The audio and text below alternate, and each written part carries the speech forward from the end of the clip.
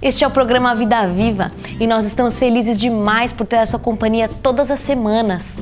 Agora fala pra mim, quais foram os motivos que te levaram a escolher a escola em que seu filho estuda? Você escolheu por motivos financeiros, que realmente é uma coisa que pesa nos dias de hoje? Ou você escolheu porque alguma conveniência de proximidade, talvez do trabalho, ou da sua casa, ou qualquer outra conveniência? Ou você escolheu a escola que é a mais popular do momento, a que tem um ensino mais forte? Ou foi alguma outra característica de princípios? Se você tivesse que apontar quais são as características para que você pudesse escolher a escola ideal, quais seriam? Especialmente se o seu filho tivesse alguma dificuldade ou tiver alguma dificuldade para aprender? Pois é isso que nós vamos aprender no dia de hoje, no programa Vida Viva, com a professora Elaine Cobos. Obrigada por ter aceito o nosso convite, professora Elaine. Estamos realmente muito felizes por tê-la aqui. Obrigada a vocês pelo convite, Mariana, é uma honra. Hoje nós estamos com a professora Elaine Cobos, que é psicopedagoga e também orientadora educacional. A primeira pergunta que eu tenho para te fazer: como é que a gente escolhe uma escola adequada, tendo em vista que eu tenho um filho, uma filha, um adolescente que tem algum tipo de transtorno de aprendizagem? Mariana, eu diria que a escolha da escola, escolhas são difíceis, da escola claro. Mais ainda. Teria que ser feita independente da criança ou adolescente ter o transtorno de aprendizagem. Então, vamos pensar, eu vou escolher a escola para o meu filho ou para a minha filha. Chegando na escola, eu aconselho as famílias não falarem do transtorno de aprendizagem, se já há um laudo, um diagnóstico, porque isso pode gerar um preconceito. Aí já a escola fala, ai não, inclusão não. E até com o professor. Porque assusta, né? A dificuldade assusta. Então, a família deve procurar a escola, conhecer o projeto político-pedagógico desse colégio, saber se o colégio apresenta uma equipe multidisciplinar, com orientador educacional, psicólogo ou psicopedagoga, que possa trabalhar qualquer dificuldade. Porque a criança no contexto da escola, seja ela no Fundamental 1, no 2 ou no médio, ela pode ter dificuldade de aprendizagem, ela pode ter dificuldade de relacionamento, dificuldade para se adaptar àquele método. Então, essa escola precisa estar preparada para sanar qualquer tipo de dificuldade. Então, é um conselho que eu dou aos pais. Também é observar os projetos. Então, qual projeto que a escola tem para trabalhar a dificuldade, de repente, na escrita? Na lógica, em matemática, há um processo de recuperação. Então, acho que é o mais importante da família perceber. E se a filosofia da escola está de acordo com a sua filosofia de vida. Uhum. Então, você é uma família, conhece os seus hábitos, as suas rotinas, a crença que a família tem na educação. Então, conhecendo o projeto pedagógico, ela vai fazer um balanço disso, uma reflexão. Essa escola, ela tem relação, ela corresponde à minha realidade familiar? Então, acho que é o mais importante. É obrigatório que a criança faça acompanhamento conjunto? O psicopedagogo junto com o acompanhamento multidisciplinar da escola? Ou chega um momento que você dá o laudo e libera ele para a escola para fazer as intervenções na própria escola? Quando há um transtorno de aprendizagem, a escola não trabalha o transtorno. Tá. A escola, ela auxilia a família junto aos profissionais no processo de aprendizagem desta criança. Ok. Tá? Então, isso tem uma confusão. A escola, ela não tem essa capacidade, não é ético ela, por exemplo, dizer, não, vou receber um aluno com transtorno de déficit de atenção e aqui na escola nós vamos tratar esse transtorno. Entendi. Isso não existe. Né? Suspeite, vocês pais. A escola, ela pode auxiliar, colaborar, promover situações de aprendizagem, mas ela não consegue sanar a dificuldade do transtorno de atenção sozinha, ou da dislexia. Vamos supor, eu tenho um filho, uma filha que tem transtorno de aprendizagem, passei por um profissional habilitado que me deu um diagnóstico correto, um laudo e umas recomendações para a escola.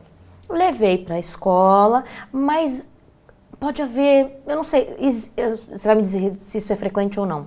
Se existe uma resistência, muitas vezes, da escola em aceitar o tratamento proposto, e se isso acontece, se é frequente ou não, como é que eu devo proceder? Pode haver resistência, sim. Isso vai depender do colégio e se os profissionais foram capacitados para lidar com o transtorno. Então, o que eu aconselho os pais é procurar uma ajuda da própria profissional. Então, eu sou psicopedagoga, por exemplo, eu costumo ir à escola. Então, conversar com a orientadora educacional, com os professores, passar orientações, sugestões de trabalho.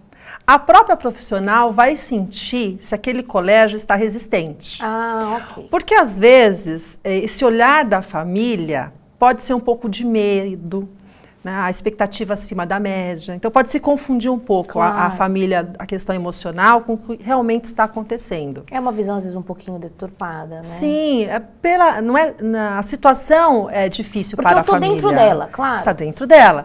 E o medo da família, do filho, a filha não serem aceitos, deles não aprenderem. Então, a escola, ela tem, sim, por lei, obrigação de dar assistência a essa criança e esse adolescente. Como ela vai fazer, vai depender do projeto político-pedagógico, tem que estar, isso também é bem explicadinho no regimento da escola. Então, outra dica aos pais, peçam para ler o regimento da escola. Tá. Porque no regimento precisa constar projeto de inclusão ou projeto para necessidades especiais. Então, muitas vezes a família não tem esse conhecimento, a criança vai estudar num colégio que não há isto escrito na lei da escola, vamos pensar assim, que o regimento é a lei da escola. Tá. Então, isso já é um sinal que pode ser negativo se a escola não fala sobre isso, não pensa sobre isso. E eu queria que você me dissesse, assim, brevemente, claro que você não vai conseguir falar tudo aqui no tempo que a gente tem, mas que tipo de intervenções você sugere? São provas diferentes? Como é, então?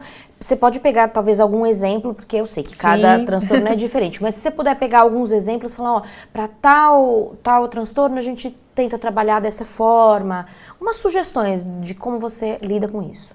A minha linha de trabalho, eu acredito que nós temos que mudar o mundo para essa criança ou esse adolescente.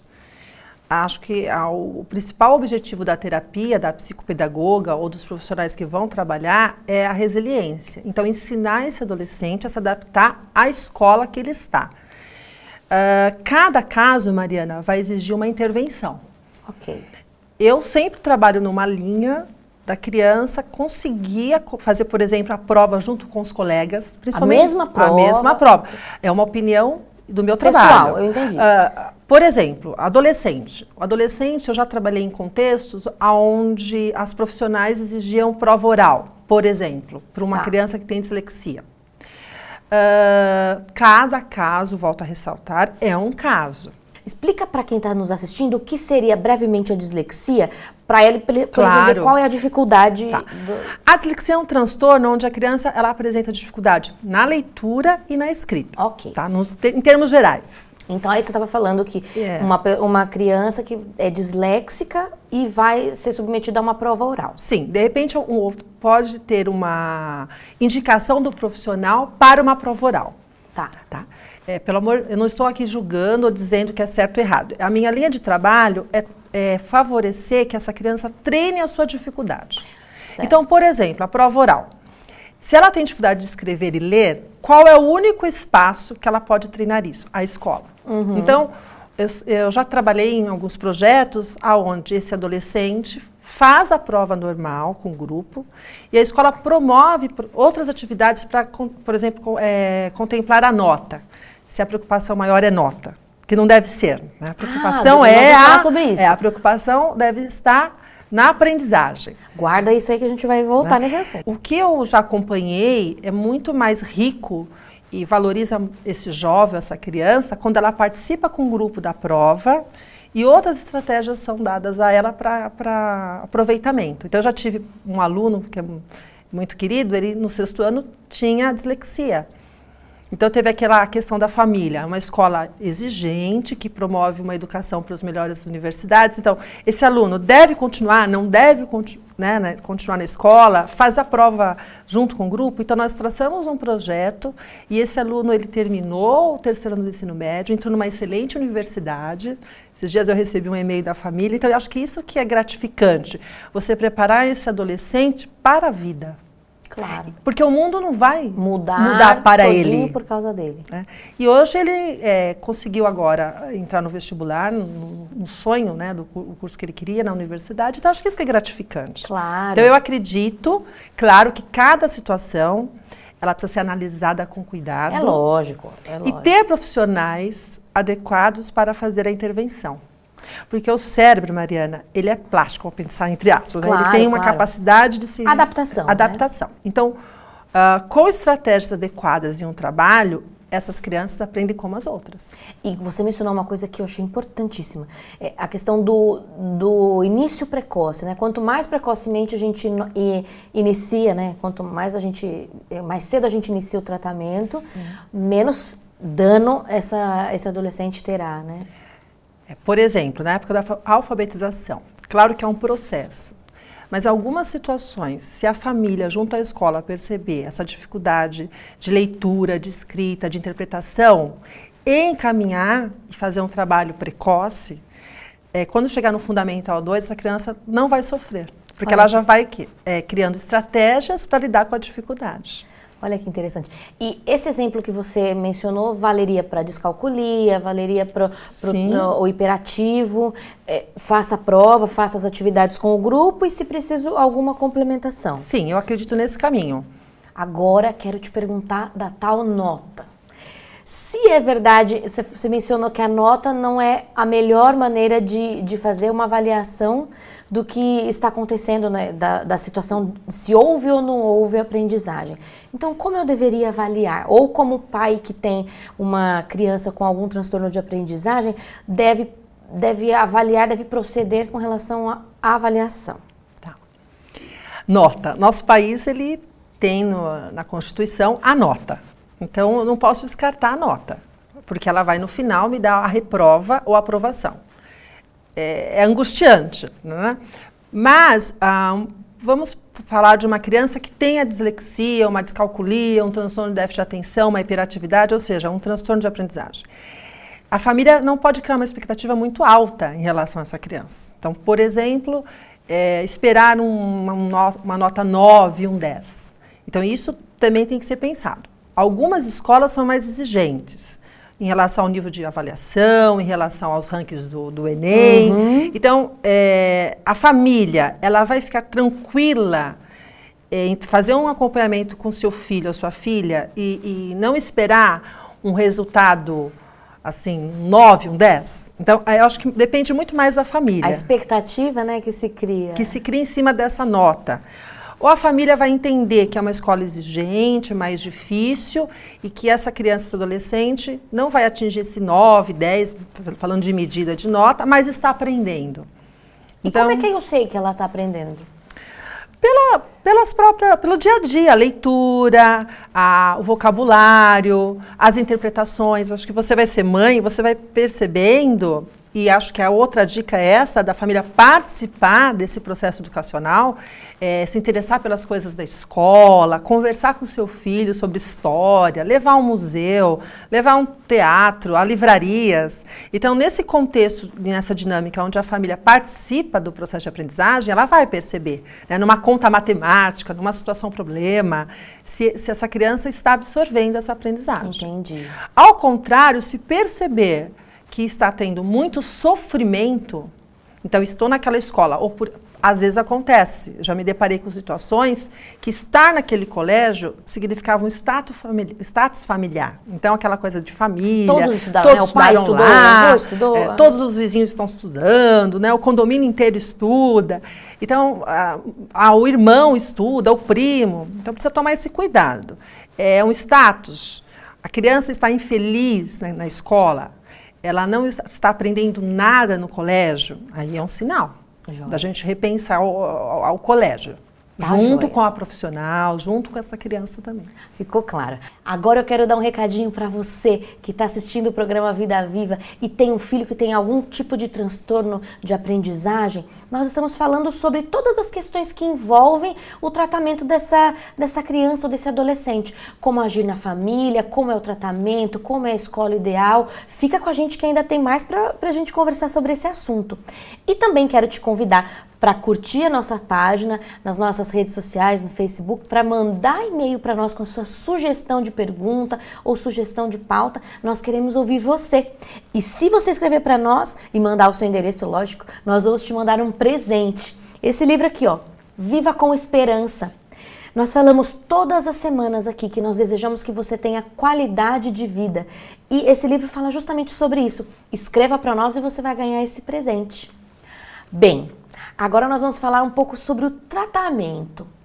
A Ritalina é de verdade o bote salva-vidas?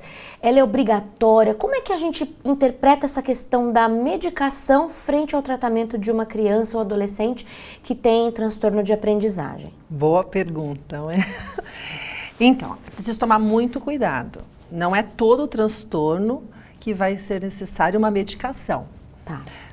A Ritalina, o Concerta e alguns outros, né? E outros medicamentos, eles são utilizados principalmente para o transtorno de déficit de atenção ou a hiperatividade.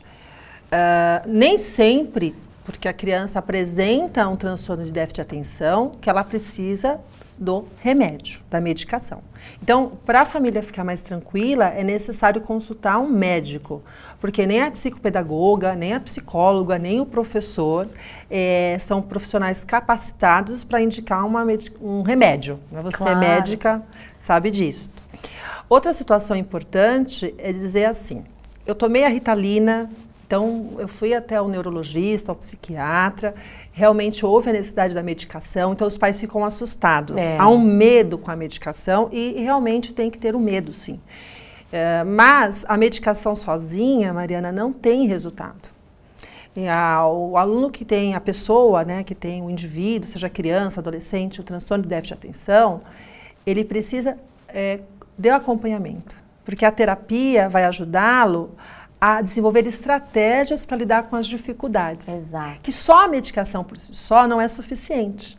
A gente vê uma analogia com depressão, eu vejo muito isso na prática clínica. Às vezes a gente pensa que tomar um antidepressivo resolve todos os problemas e não é verdade. Precisa que haja a necessidade de um acompanhamento, um tratamento de terapia mesmo em conjunto. E o mesmo se podemos então fazer essa analogia para o transtorno de aprendizagem, sim, né? Porque a criança, o adolescente precisa superar essa dificuldade. E a medicação ela pode ser confortável num primeiro momento. Entendi. Mas o indivíduo para de tomar medicação, todos os sintomas voltam a surgir.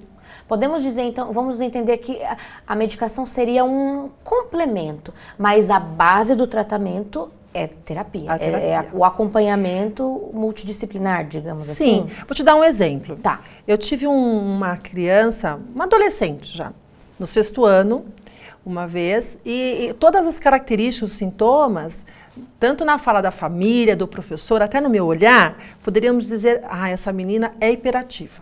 Tá. Então, imagine uma pré-adolescente que não para quieta. Tá. Encaminhei, na ocasião, eu estava atuando apenas como orientadora educacional no colégio, encaminhei a uma profissional. Certo. Depois de umas 2 sessões, eu sempre entro em contato, então também é muito importante a parceria escola com as profissionais. E essa colega disse, Elaine, eu vejo uma hiperativa. Então tem todo o sintoma de ser uma criança hiperativa. Então ela fez um trabalho com essa criança, vamos dizer uma pré-adolescente, e a família. Depois de 6 meses, Mariana, nós voltamos a falar sobre esta aluna. E a profissional disse, Elaine, não é a aluna que é hiperativa, a família que tem problemas. Porque os pais estavam passando por uma separação. Então isso estava gerando nessa menina uma agitação muito grande. Claro. Então qual que é o risco? Às vezes, se a família procurar um neurologista, um psiquiatra, com todo respeito, claro, né, e dependendo dos profissionais também, mas tem que ter este olhar, e relatar o sintoma é muito parecido com uma hiperatividade. Então, imagine medicar uma criança, um adolescente, apenas através de um olhar pelo sintoma. Então, eu posso estar cometendo um erro. Mas agora você me deixou uma dúvida aqui, que talvez seja a dúvida de quem nos assiste. Que profissional, então, eu devo procurar primeiro? Como é que eu faço para que eu possa ajudar o meu filho, ou procuro todos de início? Quem que encaminha? Como é que é essa questão aí? Tá. Bom, se eu tiver uma criança falando errado, vou pensar, trocando sílabas, eu já posso encaminhar diretamente ou procurar uma fono. Tá. Isso é uma coisa tranquila. Até dá para entender mais facilmente. Dá pra entender.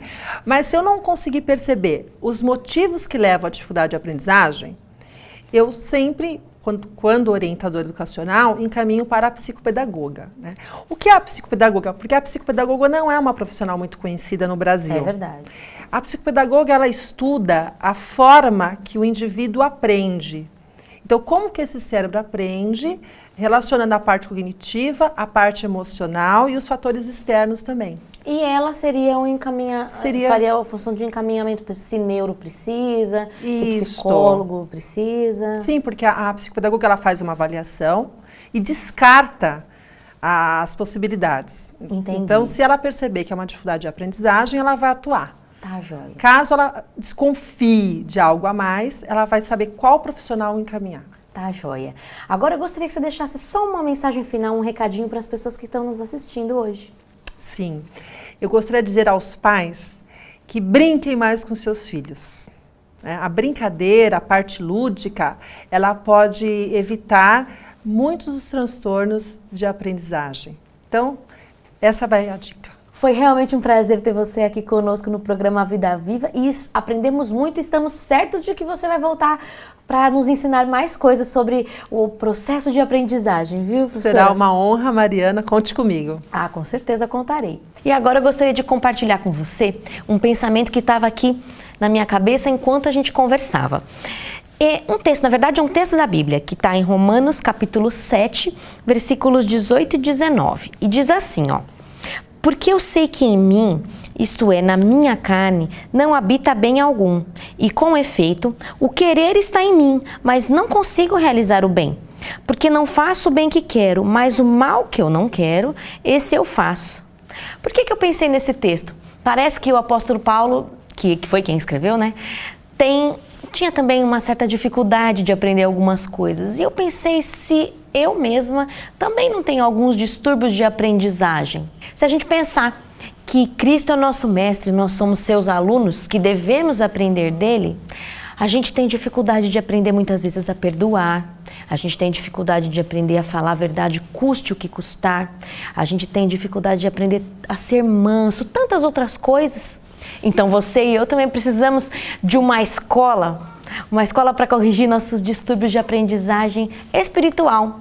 E que escola seria essa? A igreja. Por isso que eu quero te fazer o convite. Quero te fazer o convite de conhecer a Igreja de São Caetano. Se para você que está aqui pertinho, venha nos conhecer. Agora, se a Igreja de São Caetano é longe para você, existem outras igrejas e você pode acessar o site que a gente sempre mostra aqui. Encontre uma igreja e você vai encontrar um endereço que seja mais próximo da sua casa. Mas a mensagem é, se você pensa que conhecer uma igreja ou frequentar uma igreja é uma coisa que não está nas suas prioridades, é alguma coisa que até fora de moda ou alguma coisa que não é necessário para você, eu gostaria de dizer, aqui existem pessoas que estão aprendendo, que têm as mesmas dificuldades que você e que desejam viver melhor, desejam ter melhores relacionamentos com a sua família, no seu trabalho, com seus amigos, desejam ter mais saúde. E mais do que isso, aqui a gente vai aprender um pouco mais sobre o nosso mestre. Nós vamos fazer o que ele pediu. Aprendam de mim, porque sou manso e humilde de coração, e vocês vão achar descanso para vossas almas. É isso que a gente quer, no fundo, não é verdade? Então, eu espero por você. Eu agradeço demais a sua companhia de todas as semanas e desejo que você tenha mais uma semana abençoada e espero você no próximo programa. Fique agora com uma mensagem que foi totalmente preparada com muito carinho para você.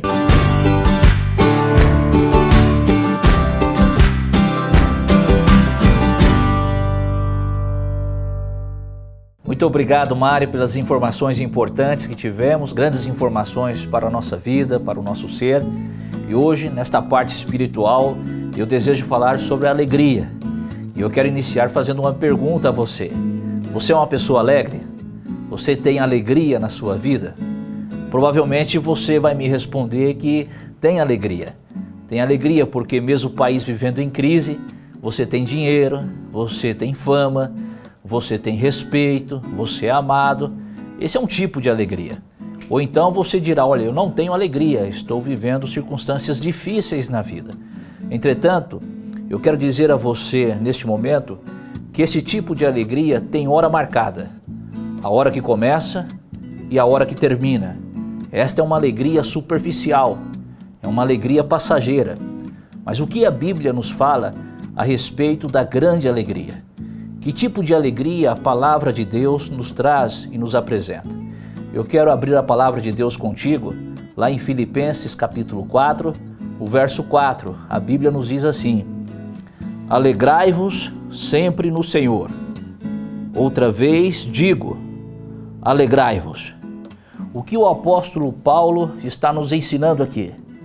Que lições preciosas nós temos para a nossa vida? O apóstolo Paulo, ele apresenta aqui pelo menos 3 lições preciosas para o nosso ser. 3 lições para a sua vida, para a minha vida. E qual a primeira lição que a Bíblia nos apresenta? A primeira lição é que a alegria é absolutamente possível. Veja o que diz o texto bíblico, alegrai-vos. Paulo aqui não está dando uma sugestão, Paulo não está dando um conselho, Paulo está dizendo que é imperativo. A alegria, ela é concreta na nossa vida, ela está diante de nós e ela é possível para o nosso ser. Se ela é possível para o nosso ser, nós temos que viver baseado na alegria. E como viver baseado na alegria? A palavra de Deus nos dá esta direção. A Bíblia nos ensina que o cristianismo é alegria, porque o cristianismo está baseado em Jesus Cristo. E Jesus Cristo é alegria, o Evangelho é alegria. É um contrassenso. Uma pessoa que se diz cristã não viver alegre, porque Jesus nos traz alegria. Uma segunda lição que nós temos nesse texto bíblico é que a alegria independe das circunstâncias. Veja o que diz a palavra de Deus, alegrai-vos sempre. O que o apóstolo Paulo está nos dizendo aqui, que a alegria ela é ultra circunstancial. Ela não depende das circunstâncias humanas.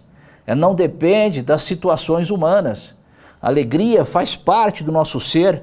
Isso significa que nós podemos ter momentos terríveis na vida, momentos difíceis na vida, mas podemos ser pessoas alegres. Quando o apóstolo Paulo escreveu esse texto, ele não estava em um hotel de 5 estrelas em Roma. O apóstolo Paulo, ele estava preso, acorrentado, maltratado, com as marcas da injustiça no seu corpo, açoitado pelos soldados romanos. O que a palavra de Deus está nos dizendo é que a alegria em Deus, ela vem em qualquer momento e ela precisa estar presente em qualquer momento da nossa vida. Uma terceira lição que a palavra de Deus nos diz é que a alegria ela está centrada em Jesus Cristo. Veja o que diz a palavra, alegrai-vos sempre no Senhor. Querido, só conhece a verdadeira alegria quem conhece Jesus Cristo. E por quê? Porque Jesus é o nosso elemento catalisador. Jesus é o centro da nossa vida. Jesus é Ele que nos traz alegria. E a alegria na Bíblia é uma pessoa, é Jesus Cristo. Então, querido, entregue a sua vida a Jesus, coloque a sua vida nas mãos do Senhor e você terá alegria na sua alma, não esta alegria passageira, não esta alegria que tem hora marcada, mas você terá uma alegria para toda a vida, para todo ser. Por isso, meu querido, chegou a hora de você entregar a sua vida ao Salvador e você será uma pessoa alegre. Entregue e conhecerá o Salvador. Que o Senhor te abençoe, que o Senhor te guarde e que a graça de Deus esteja contigo. Um grande abraço e até a próxima.